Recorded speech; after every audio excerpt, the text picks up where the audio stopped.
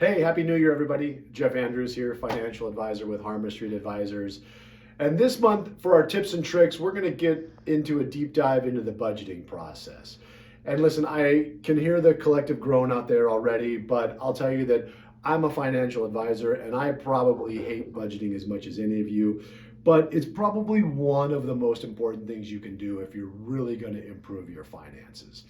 And so, as you start the budgeting process and you're getting into those expenses, I think it's important to categorize your expenses in terms of needs, wants, and wishes.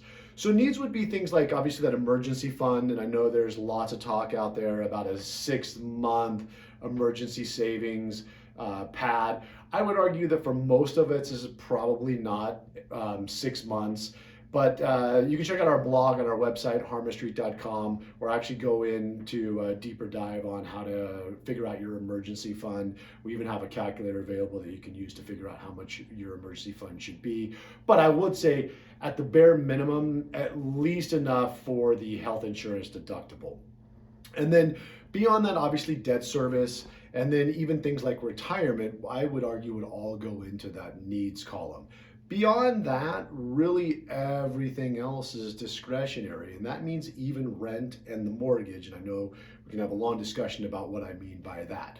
But really, at the end of the day, keep in mind too that most of us can't have it all. So it's important to prioritize, and that'll help you in case you do need to look at eliminating some of the expenses that are in your monthly budget. There's a lot of different budgeting techniques out there. Our website's going to go into detail on a number of them.